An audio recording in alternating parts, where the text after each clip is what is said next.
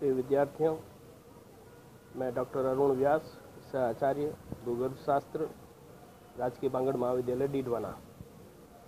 आज BSc third year के जो जियोलॉजी के स्टूडेंट्स हैं उनके स्ट्रक्चरल जियोलॉजी यानी संरचनात्मक भूविज्ञान विषय के जो पेपर हैं उसके बारे में हम इस व्याख्यान में चर्चा करेंगे।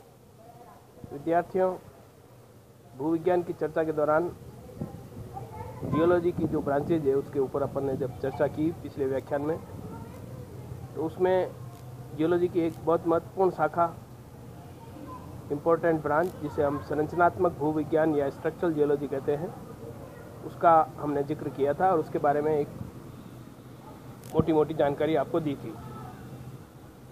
विद्यार्थियों, संरचनात्मक भूविज्ञान में हम उन संरचनाओं के बारे में अध्ययन करेंगे जो पृथ्वी की सतह पर जो चट्टानें हैं, जो एक्सपोज्ड चट्टानें हैं, उनकी सरफेस पर जो संरचनाएं मिलती हैं उनके बारे में उनका अध्ययन हम संरचनात्मक भूविज्ञान के तहत करते हैं।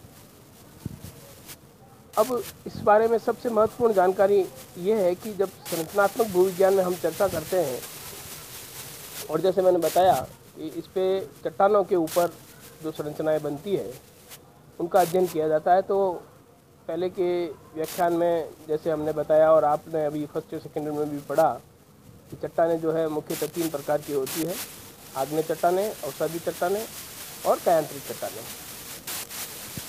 आग्नेय चट्टानें जैसा कि विदित है मैग्मा और लावा के कूलिंग और कंसोलिडेशन से बनती है। इसी प्रकार अवसादी चट्टानें जो अवसादन की प्रक्रिया है उसके तहत बनती है, और अवसादन की प्रक्रिया में जो अवसाद आता है जिसे हम सेडिमेंट बोलते हैं, वो सेडिमेंट एक्युमुलेट होता है, डायजेनेसिस की प्रक्रिया होती है, लिक्विफिकेशन और कंसोलिडेशन के बाद ये जो सेडिमेंट इकट्ठा हुआ होता है वो सेडिमेंटेशन के द्वारा सेडिमेंट्री रॉक में तब्दील हो जाता है। इसी तरह से ये जो प्राइमरी आग्नेय चट्टानें हैं और जो द्वितीय सेडिमेंट्री रॉक्स हैं, इन दोनों में जब कायांतरण होता है, यानी आग्नेय और अवसादी चट्टानों के कायांतरण से जो चट्टानें बनती हैं उनको हम कायांतरिक चट्टानें या मेटामॉर्फिक रॉक्स कहते हैं। जैसा कि विदित है, पूर्व की जो ये निर्मित चट्टानें हैं, प्री एग्जिस्टिंग रॉक्स, ये जब बनती है और लंबे समय बाद जब उनके बनने के दौरान जो प्रेशर टेम्परेचर कंडीशन थी उनकी अवस्थाओं में बदलाव आ जाता है, तो बिना कोई एडिशन और सब्ट्रैक्शन ये जो अवसादी और आग्नेय चट्टानें हैं वो नए परिवर्तित रूप में ताप और दाब की बदली हुई परिस्थितियों में अपना रूप बदल लेती है, तो उन्हें हम कायांतरण के द्वारा परिवर्तित इन चट्टानों को कायांतरिक चट्टानें कहते हैं, और या अंग्रेजी में जिसे हम मेटामॉर्फिक रॉक्स कहते हैं। विद्यार्थियों, इन तीनों चट्टानों में सरफेस के ऊपर जो एक्सपोज हमको मिलती है पृथ्वी की सरफेस पर, उसे हम आउटक्रॉप्स कहते हैं। ये जो आउटक्रॉप्स होते हैं, दृश्यांश जिसको हिंदी में बोलते हैं, वो पृथ्वी की सतह पर हमको नंगी आंखों से दिखते हैं। तो इसमें पहाड़, पर्वत, छोटे बेड ये सब शामिल हो जाते हैं, जो आउटक्रॉप जिसको हम बोलते हैं। इन आउटक्रॉप के ऊपर जितनी भी संरचनाएं बनती हैं उन्हें हम स्ट्रक्चर्स बोलते हैं। ये स्ट्रक्चर्स बहुत महत्वपूर्ण होते हैं और इन स्ट्रक्चर्स या संरचनाओं के अध्ययन से रॉक की हिस्ट्री के बारे में हमको महत्वपूर्ण जानकारियाँ प्राप्त होती हैं। तो इस तरह से ये संरचनाएं जो है इनका अध्ययन हम संरचनात्मक भूविज्ञान में करते हैं, और ये एक स्ट्रक्चरल जियोलॉजी की एक महत्वपूर्ण ब्रांच है। तो अब इसमें जैसे मैंने आपको बताया कि तीनों प्रकार की चट्टानों में जो सरफेस के ऊपर संरचनाएं बनती हैं उनका अध्ययन किया जाता है। अब महत्वपूर्ण यह है कि महत्वपूर्ण संरचनाएं कौन कौन सी हैं। तो इसमें अगर अपन पहले अगर आग्नेय चट्टानों का उदाहरण लें, तो आग्नेय चट्टानों में मैंने जैसे पहले बताया मैग्मा और लावा के कूलिंग और कंसोलिडेशन से जो चट्टान बनती है उसे हम इग्नेस रॉक या आग्नेय चट्टान कहते हैं। तो ये लेयर्स में होती है, तो एक लावा फ्लो हुआ या एक मैग्मा का फ्लो है, वो अगर कूलिंग और कंसोलिडेट से हो गया तो वो एक फ्लो के रूप में एक लेयर बनाता है। अगर नंबर ऑफ फ्लोज होंगे तो नंबर ऑफ लेयर्स बनेगी और नंबर ऑफ लेयर्स के रूप में वो एक्सपोज दिखाई देगी।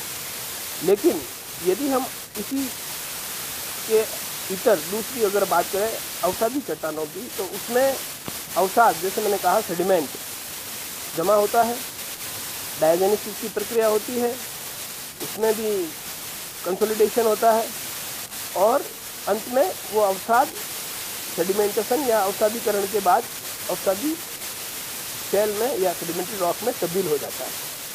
इसमें जो बेसिक इकाई होती है उसको हम संस्तर कहते हैं। जैसे सेडिमेंट आया और एक लेयर जमा हो गई, उसके ऊपर दूसरी लेयर जमा हो गई, तीसरी, चौथी, पाँचवीं, 100, 150 एंड सो ऑन।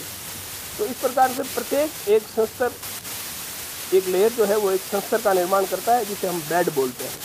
तो ये एक बेसिक यूनिट हुई बेड। ये जो बेड है या जो ये संस्तर है, ये मैंने कहा 2 भी हो सकता है, 1 भी हो सकता है, 100, 150 भी हो सकते हैं। तो लेयर दर लेयर या अपन कहें कि संस्तर दर संस्तर अगर जमा होता गया तो एक सेडिमेंट्री रॉक्स में नंबर ऑफ बेड्स या नंबर ऑफ बेड के हिंदी में अगर कहें तो खूब सारे संस्तर क्रमिक स्तर में मिलते हैं। अब ये संस्तर या जो बेड है जिसको हमने बेसिक यूनिट कहा, ये हॉरिजॉन्टल भी हो सकता है, इंक्लाइंड भी हो सकता है और वर्टिकल भी हो सकता है। तो इसका मतलब क्या हुआ कि जो हॉरिजॉन्टल और वर्टिकल दोनों स्थिति और तीसरी स्थिति इंक्लाइंड। तो जब हॉरिजॉन्टल बेड है इसका मतलब क्या है, तो उसमें झुकाव कुछ भी नहीं है, 0 है। और अगर वर्टिकल बेड है तो उसमें क्षैतिज तल के साथ उसका झुकाव 90 डिग्री हो गया। तो ये जो बेड है, इनकी बेडिंग, 2 बेड के बीच का जो प्लेन होगा उसको हम बेडिंग प्लेन कहते हैं, यानी 2 संस्तरों के बीच का जो तल है उसको हम संस्तर तल कहते हैं। तो ये संस्तर तल जो है वो हमको रॉक सरफेस पे एक्सपोज दिखते हैं, जो मैंने अभी आपको कहा आउटक्रॉप में दिखते हैं। तो ये संस्तर तल हॉरिजॉन्टल भी हो सकता है, इंक्लाइन भी हो सकता है और वर्टिकल भी हो सकता है। तो इनके एंगल किस तरह से नापते हैं, इसके लिए हमने आपको पहले व्याख्यान में क्लाइनोमीटर के बारे में जानकारी दी। तो उस क्लाइनोमीटर के माध्यम से हम बेड की झुकाव की स्थिति का मापन कर सकते हैं। तो ये बेड यहाँ पर एक तरह से एक स्ट्रक्चर का एक बेसिक फॉर्म हो गया। इसी तरह ये बेड जो है, इनके स्ट्राइक का भी हम मापन कर सकते हैं। तो डिप डायरेक्शन, स्ट्राइक, ये एक बेड की जो बेसिक स्ट्रक्चर हमने कहा, उसकी एटीट्यूड जो है उसके बारे में हमने चर्चा की। अब जो दूसरे और संरचनाएं हो सकती है, स्ट्रक्चर्स हो सकते हैं, उसके बारे में जो आपके लिए अभी नई टर्म हो सकती है, लेकिन आपने फर्स्ट सेकेंड में उनको कहीं कहीं सुना होगा, जैसे फोल्ड या वलन, फॉल्ट या भ्रंश, लीनिएशन यानी रेखण, अनकन्फर्मिटी यानी विषम विन्यास, जॉइंट यानी संधि, क्लीवेज यानी विदलन। तो ये कुछ ऐसी संरचनाएं हैं जो स्ट्रक्चर्स के तहत अध्ययन की जाएगी।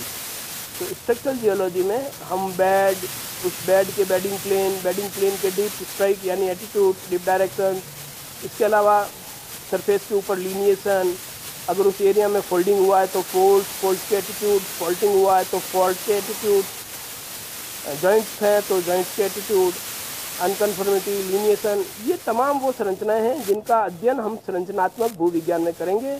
और इनके अध्ययन से, जैसे मैंने आपको कहा, रॉक की हिस्ट्री के बारे में हमको जानकारी मिलती है।